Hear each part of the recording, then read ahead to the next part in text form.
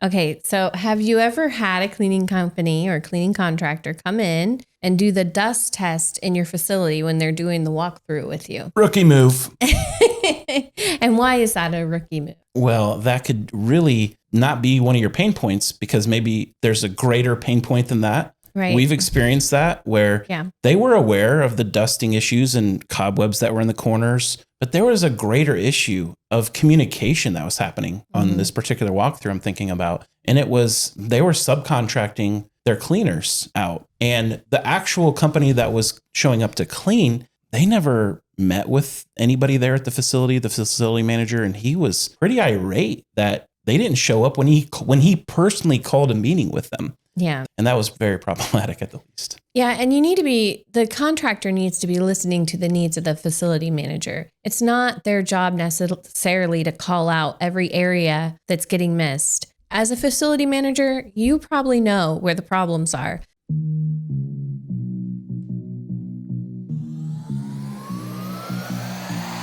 Welcome back to the Cleaning Indie Podcast, brought to you by American Facility Care. I'm your host, Tom Moore, along with our co-host, Sarah Moore, and we like to talk about all things facility and building related. Are you a facilities director or property manager, or even the point person in charge of your building? If so, then this podcast is for you. Well, how's everyone's new year going? We're back from the holidays, and we had a great time at Christmas time and the New Year's. And Sarah, I got a question for you. I'd like to find out from you, what is your favorite gift you got for Christmas this year? Well, I think you know, because you bought it for me. All right. But I got into about October, November, got very into making my own sourdough bread, but it's very hard to cut. So he researched and he bought me I don't even know what it's called, but it's a sourdough bread cutting machine. No big deal. It looks like a table saw for bread, but it's awesome. And I love it so much. And what was your favorite gift? I'm glad you asked. It's almost as if I knew you were going to ask that. So I brought it with me. This is here's some ASMR. A pen, if you can watch our YouTube Which video. Is not for me. So a gentleman from our church actually hand carved this pen and assembled it. And the wood he used is from Bethlehem, and it's at least 300 years old, if not hundreds more years old. So it's a beautiful pen, handmade. Gorgeous. And he actually made it for myself and our son. And I just really appreciate all the work that went into it. Yeah, absolutely gorgeous. I'm okay with it being your favorite over my gifts. Yeah. So I actually have a favorite gift that you got me, but maybe we'll save that for later. But yeah, it's a very cool gift as well. We're already a week into this new year, and we're in season 2 of our podcast. Time's ticking along. For the first podcast of this new year, 2024, we want to talk about how to hire the right cleaning company. You're a facilities manager or property director. And so this is for you, this podcast, this topic. How should you go about hiring the right cleaning company? Well, we asked this question on LinkedIn recently, and we got some really good feedback. We all make major purchasing decisions based on 3 criteria. You buy from a person or a company that you know, like, and trust. Well, it seems like those 3 ideas would take quite a bit of time to really get to know, like, and trust somebody. So how can you, as an office manager, facility director, property manager, or point person, as our opening goes, in charge of deciding who cleans your building, how can you speed up that process? So in this episode, we're just going to look at 2 but very important ways, 2 main ways to choose your next cleaning contractor. Yeah. And the first point is we pre-qualify over the phone. We're assuming you looked up at least 3 contractors on Google and either emailed or scheduled an appointment on their website, or perhaps left a voicemail.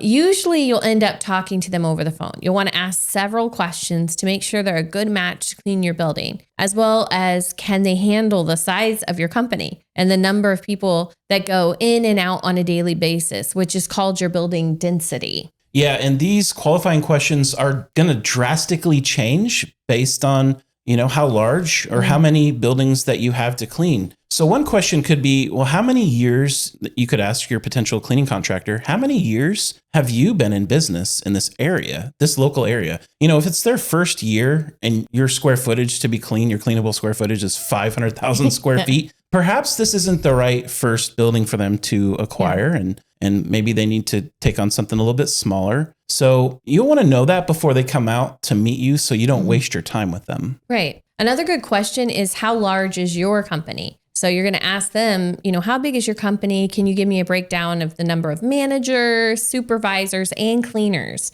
Along these lines, you could ask, how many people will be available to clean? Which is very important because you want to know how many are going to be cleaning your building, how many can replace, and do you have people to supervise? How many supervisors do you have for each building each night?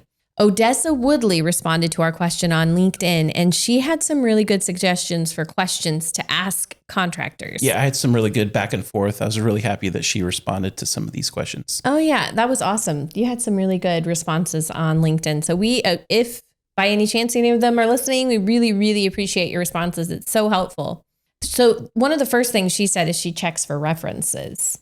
So I know if you're going to interview for a job, you want to bring some references. Well, this is no different. You need to be able to look into the people that are cleaning your building and check into the places they've cleaned before, their current companies that they're cleaning, and get some good references. Yeah, you're going to trust them with the keys to your building. That's a big deal. And it's probably a decent amount of money that they're going to get every month. You want to ensure that, hey, they've been in a building or two before they've been in yours, and they have some good references. And then the next point is training.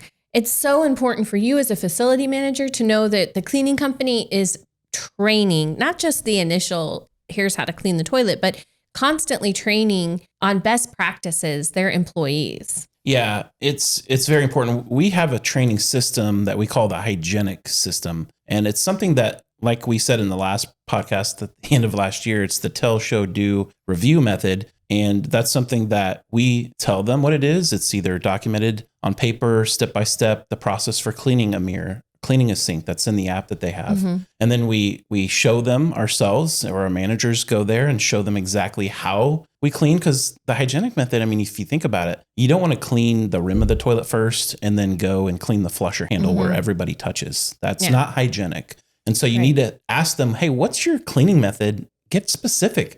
For cleaning toilets and restrooms. And, you know, you want to hear that they have a common sense way of doing that and understanding of training. That's important. And then, of course, you want them to be licensed, insured, bonded. So those are all very important to be checking into. Yeah. So Odessa, great points. We had another one from Ayaz Ahmed, and he had these questions that you should ask potential cleaning companies that you're looking to hire. Hey, talk about experience. We mentioned that. Odessa mentioned that a little bit. So what kind of experience do they have cleaning your specific type of building? Whether it's a warehouse, do they have warehouse cleaning experience? If it's a church, do they have experience being in a church and everything that entails and requires? You want to know that they have experience cleaning the size of building that you have. That's important. So he also says the price and quality of cleaning. Along the line of price, you do want to make sure you're comparing apples to apples here. That can be a very big difference. If somebody gives you a lower price down here, and then they're listing in their scope of work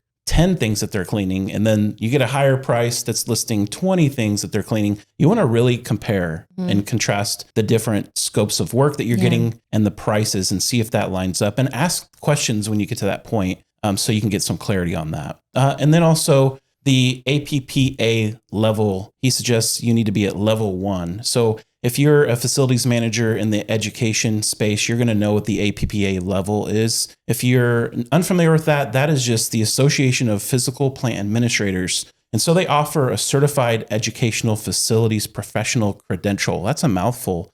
So we could just say CEFP. We're actually probably going to do a podcast coming up on that, because that's a huge industry. You can learn more about that at appa.org. I'd also say you need to consider, for point number 2, consider your walk-through observations. Okay, so have you ever had a cleaning company or a cleaning contractor come in and do the dust test in your facility when they're doing the walk-through with you? Rookie move. And why is that a rookie move? Well, that could really not be one of your pain points, because maybe there's a greater pain point than that. Right. We've experienced that where they were aware of the dusting issues and cobwebs that were in the corners, But there was a greater issue of communication that was happening on this particular walkthrough I'm thinking about. And it was, they were subcontracting their cleaners out. And the actual company that was showing up to clean, they never met with anybody there at the facility manager. And he was pretty irate that they didn't show up when he personally called a meeting with them. Yeah. And that was very problematic at the least. Yeah. And the contractor needs to be listening to the needs of the facility manager. It's not their job necessarily to call out every area that's getting missed. As a facility manager, you probably know where the problems are. So it's very important for a contractor to listen and hear your needs and what you are really concerned about. It's also a time, the walkthrough itself, it should be a time to observe the knowledge, care, and really concern displayed by the contractor. He's kind of interviewing for a job in essence himself. Yeah. And he's representing his company. So here's an example, if you have delicate surfaces or maybe unique areas in your facility, I'm thinking like a clean room, which requires specific cleaning procedures, ask them how they specifically intend to maintain them. See what he knows. See if he understands that there's special certification you need to have for clean room cleaning and what those are. Ask him those questions directly. It's also a great time to further ask them questions to get greater clarity on points that they've already brought up with you. Yeah, along that lines, Odessa also said in our LinkedIn question, she said to talk to the vendor during the walkthrough about staffing levels and how if an employee calls out sick, what will the company do to fill the gap of coverage? That's so important. You need to know someone's going to be there. When you're hiring a cleaning contractor, one of the things that you're hiring is the guarantee that whether someone calls in sick or what happens, you're going to have your building cleaned.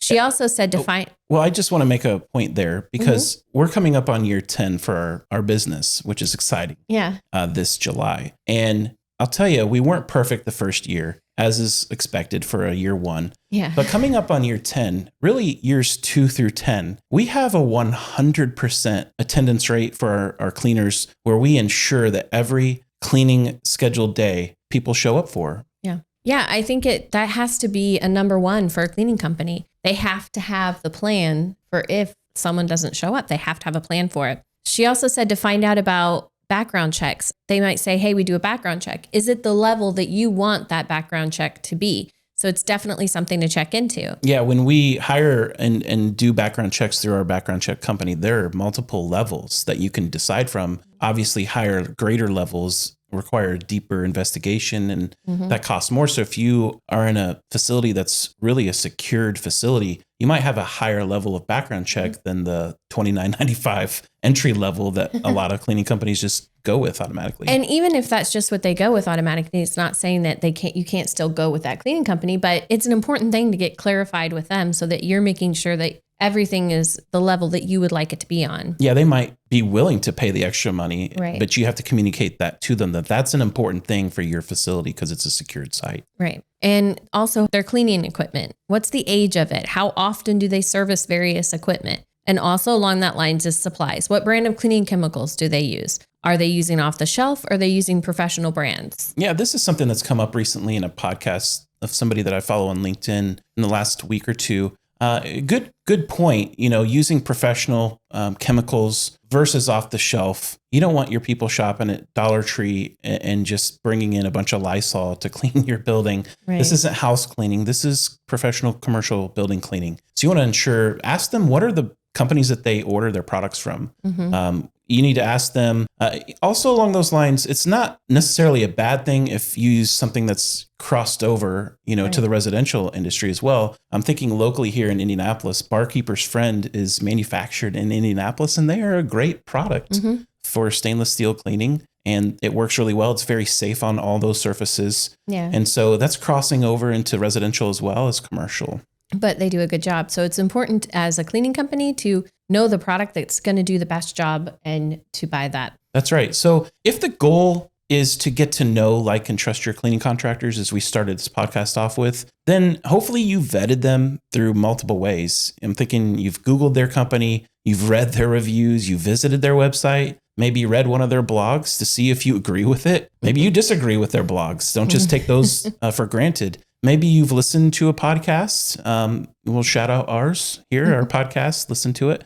Pre-qualified them on the phone And then you've asked several questions after meeting them in person. And I will say this, if you do those things, you're going to find that, yes, you can find the right cleaning company for your building. They do exist. They're out there. There is a right fit for you. And then lining that up with our final thoughts, Ricky Smith on LinkedIn also participated in our question, and he made this observation. You get what you pay for. So true. Also, I found that good old common sense makes a difference too. If they want to talk about weird newbie stuff, they are on the bottom of my list. Hands on and eyes open can't be beat. I like that. He probably has seen a few weird things when trying to qualify a cleaning contractor. I'd like to get in touch again and hear a little bit more from Ricky Smith. Wondering what weird newbie things he's talking about. But I think sometimes people can try to sell bells and whistles and I think all the things, we use apps and different things, and that might be considered newbie stuff to some people, but it's what's behind it. Is there substance behind? We're not just buying every new little crazy thing. We have a cleaning process and we have processes and systems in place.